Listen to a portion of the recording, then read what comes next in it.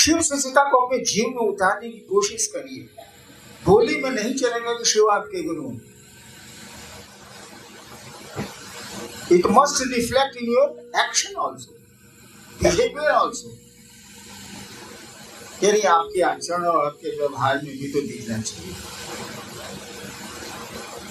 मन अगर पकड़ लेगा तो सब जगह खींच देगा इसको, लेकिन मन ने ही नहीं पकड़ा है और पकड़ेगा मन।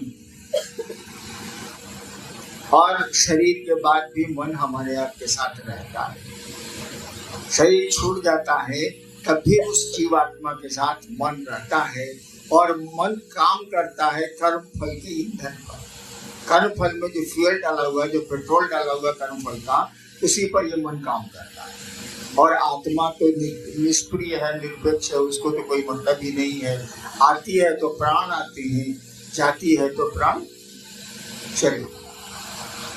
लेकिन मन वहां लगा रहता है। जब तक वो शिव नहीं होगा, जब तक मन बेमन नहीं होगा, ये शिव होगा। हम लोग नहीं कहते हैं कि हम लोग शिव होंगे। शिव होंगे करेंगे क्या? रामकृष्ण परमहंस ने कहा था, हमें चीनी होने चाहिए ना, हमको चीनी नहीं बनना।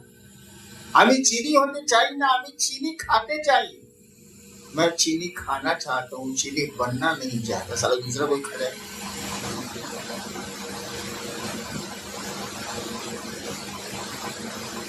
और इसीलिए आपके 3 सूत्र, शिव ने तो 1 सूत्र दिए। शिव ने 3 सूत्र थोड़े ही दिए, 1 सूत्र दिया। लिखा भी हुआ 3 सूत्रों में, 1 सूत्र में, यह गुरु आदेशित कर्म है।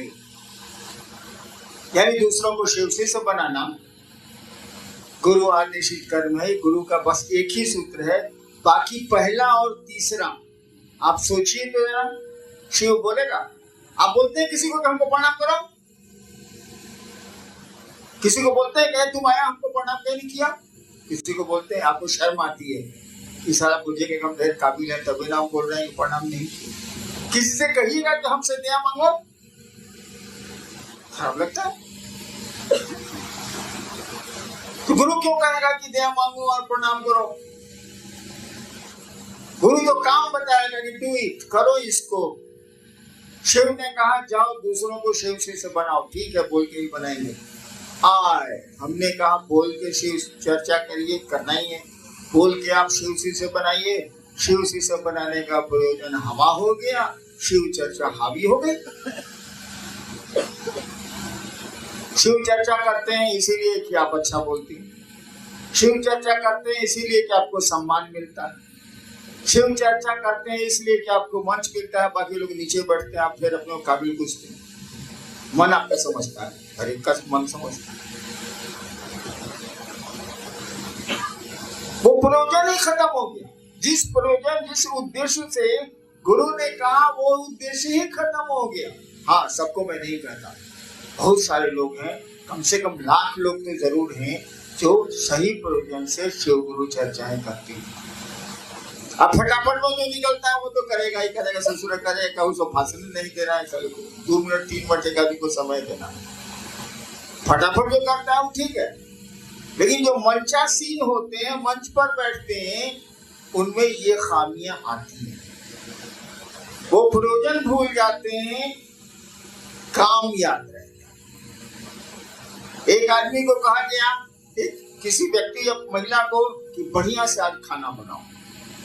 कहा तो क्या खाना बनाने को ना, खूब बढ़िया उसने खाना बनाया, खूब मेहनत से बनाया, लगन से बनाया, खाना वाना बना के सब में एक गुद की राशन चल जाए।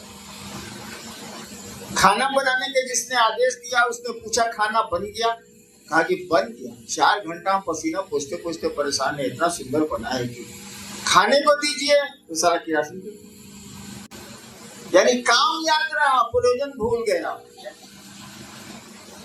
प्रयोजन तो था कि हम भी खाएं, तुम भी खाओ और लोग भी खाएं प्रेम से, इसीलिए बनाओ।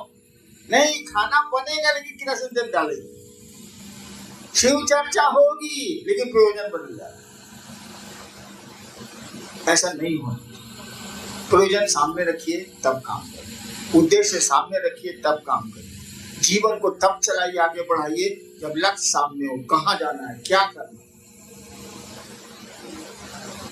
लक्ष्य विहीन जीवन कोई जीवन ही नहीं, उद्देश्य विहीन जीवन कोई जीवन ही नहीं।